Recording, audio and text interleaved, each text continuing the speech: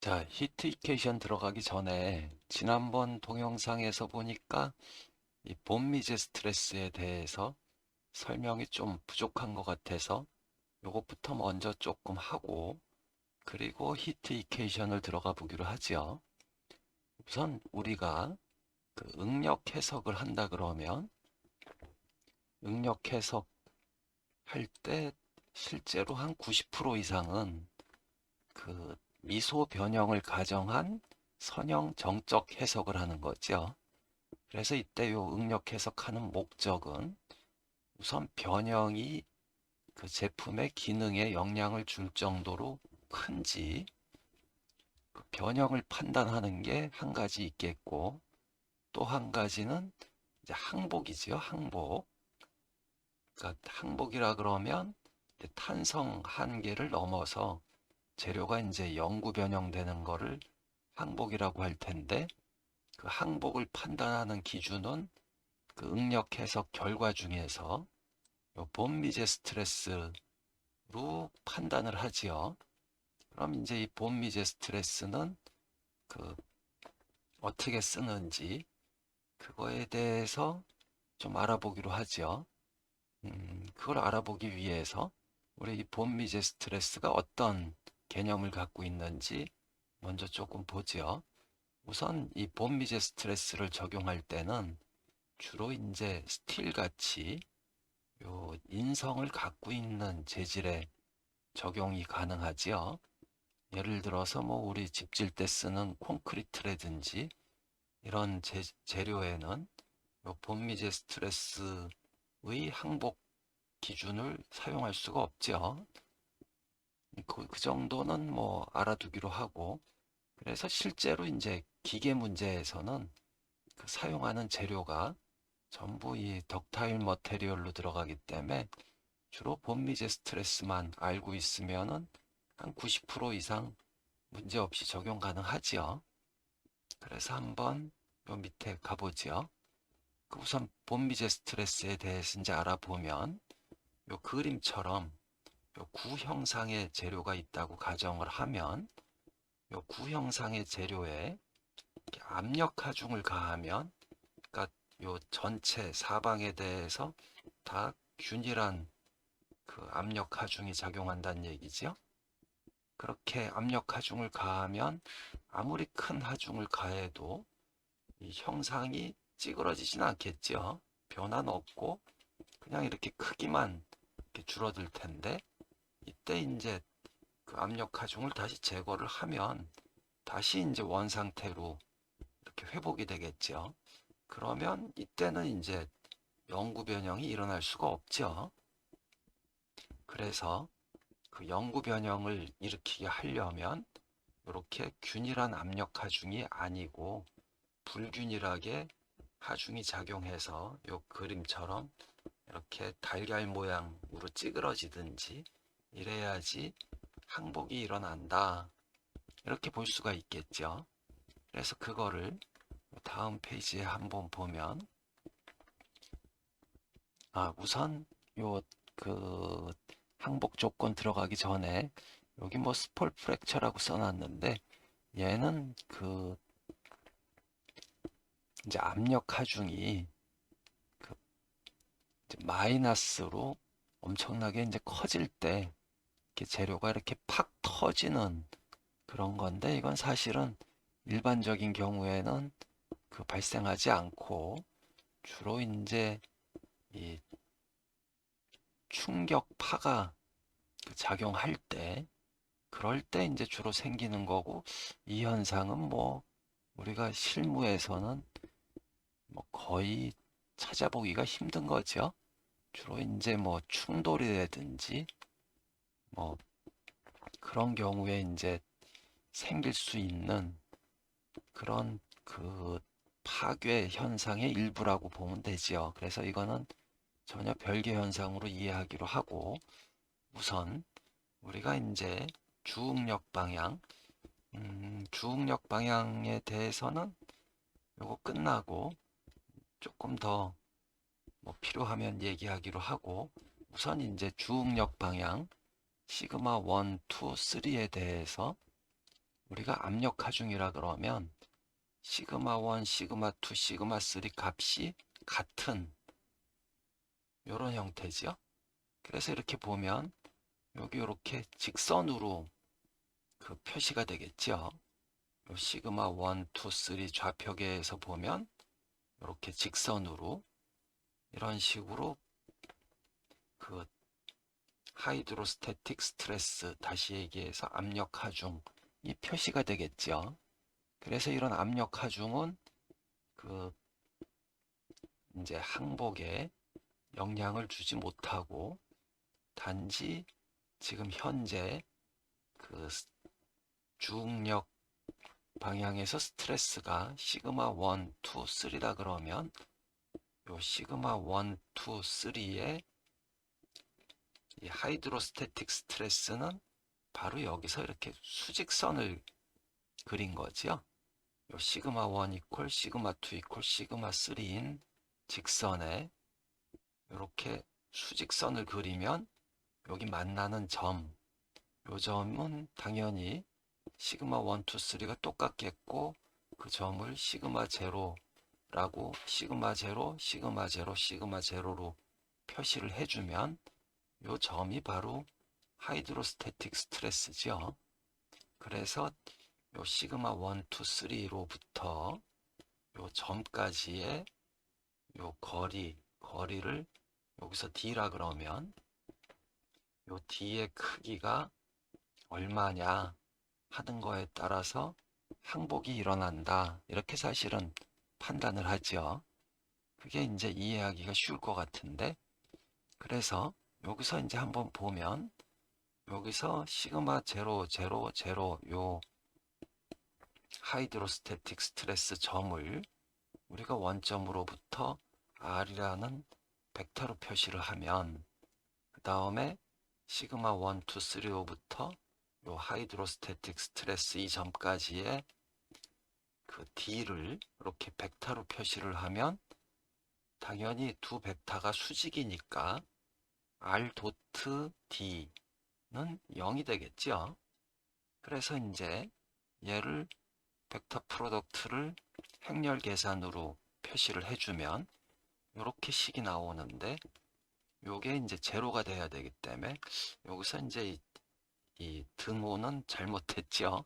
이 화살표로 돼야 되는데 그건 좀 양해를 해주시고, 그래서 얘가 0이 되기 위해서는 계산을 해보면 3 시그마 제로 마이너스 시그마 1 플러스 시그마 2 플러스 시그마 3가 0이 돼야 되기 때문에 시그마 제로는 3분의 시그마 1, 시그마 2, 시그마 3 더한 게 되는 거죠. 이거는 그 앞서서 에너지 보전 법칙에서 그 텐서를 분해할 때 그 하이드로스태틱 스트레스하고 같은 거죠. 그렇게 봐도 좋겠고, 그래서 아무튼 요게 이제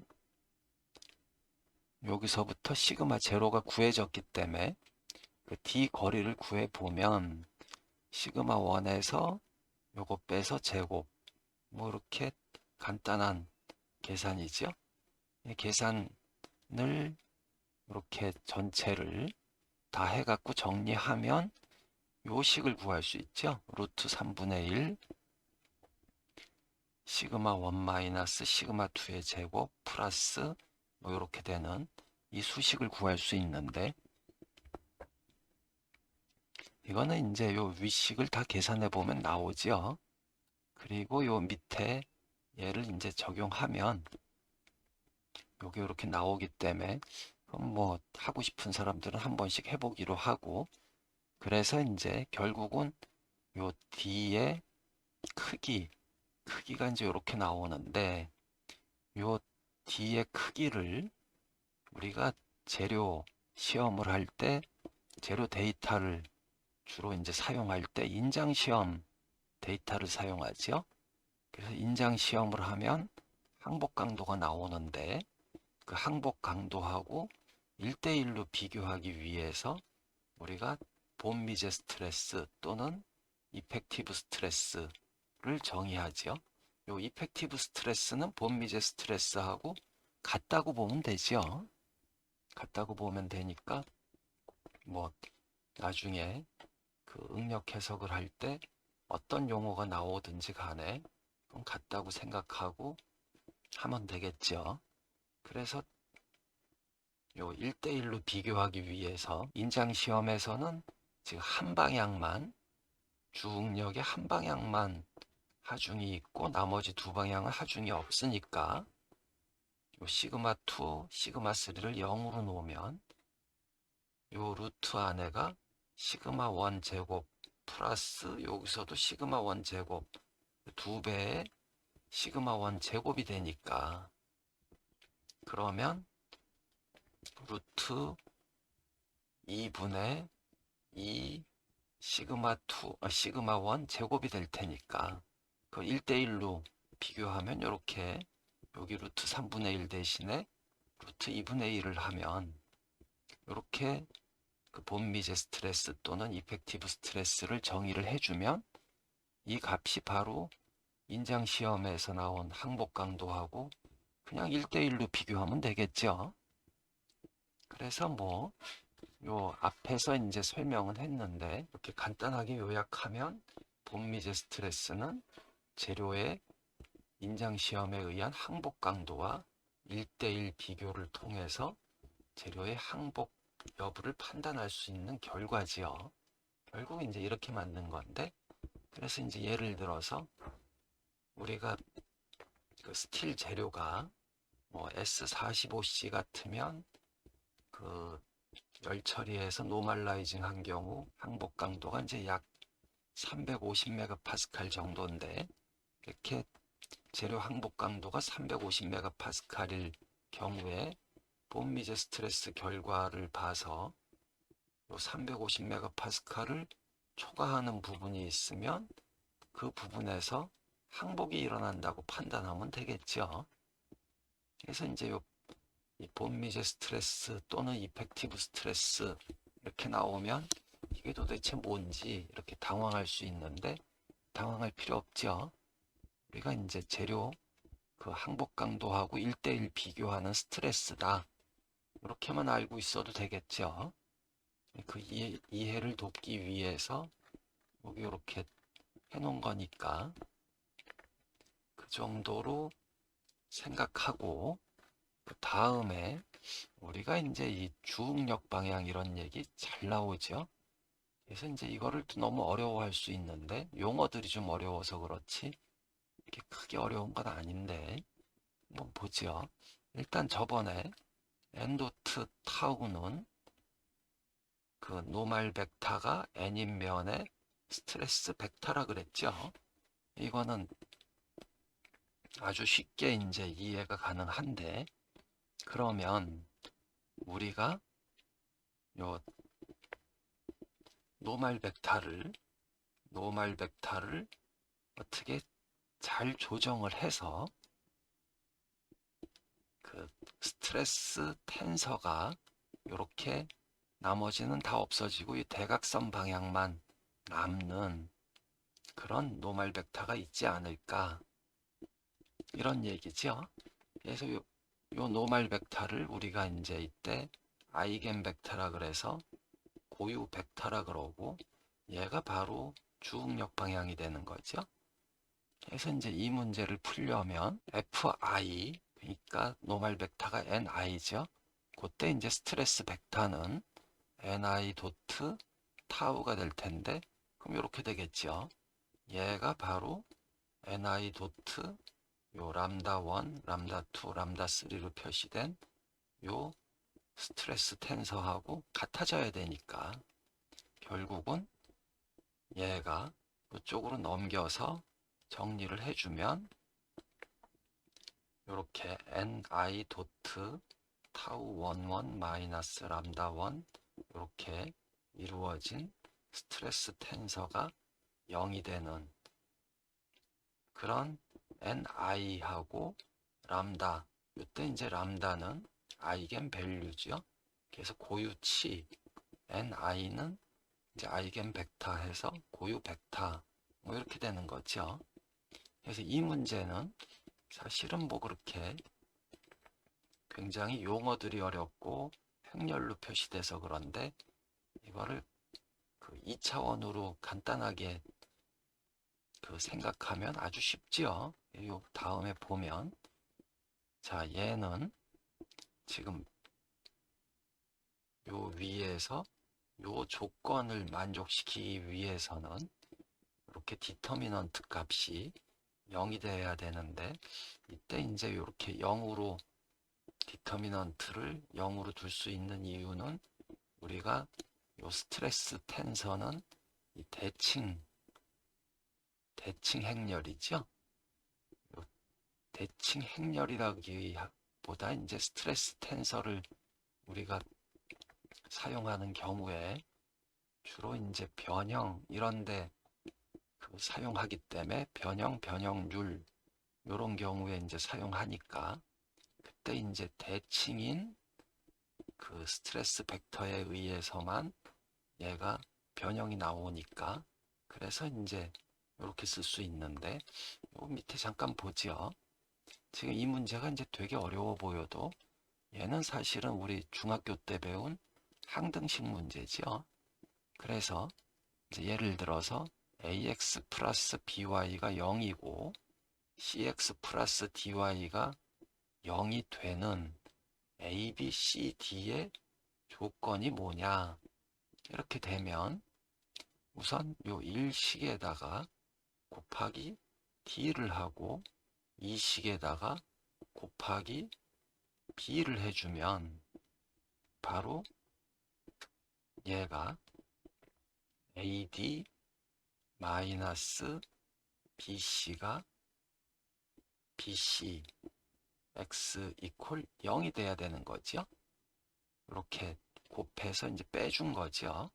빼줬으니까 얘네 둘은 얘하고 얘는 없어졌고 요 y 값은 없어졌고 요 x 값 계수 AD-BC는 이제 0이 돼야 되는 거죠. 그때 이제 이 AD-BC가 바로 요 AB, CD로 표시된 행렬의 디터미넌트가 되는 거죠. 그래서 얘가 이제 제로가 되는 게 요 조건이 성립하기 위한 A, B, C, D의 조건이 되는 거죠. 그래서 이제 얘는 사실은 뭐 그 행렬로 쓰면 A, B, C, D 행렬 곱하기 X, Y 이퀄 제로하고 같은 문제가 되는 거죠. 그래서 결국은 우리는 바로 이제 여기서 요 N 도트가 뒤로 온 거죠. 왜냐하면 요게 이제 뒤로 갈 수 있는 이유는 얘가 이제 대칭 행렬이기 때문에 뒤로 갈 수 있는 거죠. 그럼 지난번에 아마 그 지난번 동영상에 잘 나올 테니까 그걸 참고하기로 하고 그래서 여기 보면 그때 이제 람다가 아이겐 밸류고 그 ni가 아이겐 벡터다 뭐 이렇게 나와서 디터미넌트 타우 마이너스 람다 i가 제로다 얘가 뭐 캐릭터리스틱 이퀘이션이다 이렇게 얘기하는데 뭐 그 용어들이 좀 어렵고 결국은 이제 항등식 문제를 푼 거죠. 그렇게 생각하면 좋겠고 여기에 이제 이렇게 예제가 있죠. 그래서 요 스트레스 텐서가 2차원에서 6, 2, 2, 2일 때 그때 이제 요 아이겐 밸류를 먼저 구해 보면 이렇게 2차 방정식 형태로 나오기 때문에 람다가 이렇게 두 개가 나오는 거죠. 람다가 2분의 8 플러스 마이너스 루트 32로 나왔으니까 요 람다 1, 람다 2가 이제 이렇게 되는데 그러면 이 람다 1, 람다 2를 여기 다시 집어넣고 여기에 이렇게 nx, ny를 해주면 결국은 이제 이렇게 식이 구해지니까 여기서 이제 nx하고 ny 값에 그 비율을 알 수 있으니까 요 비율이라는 거는 얘가 결국은 탄젠트 값이 나와야 되니까 그래서 요 각도가 그 22.5도 그 반시계 방향으로 틀어져 있으면 지금 얘는 그 쉐어 스트레스는 없이 노멀 스트레스만 생기고 여기도 노멀 스트레스만 생긴다 이 얘기죠. 이거는 뭐 예제가 이렇게 간단한 예제가 있으니까 한번 그 계산들 해보면 뭐 쉽게 되겠죠.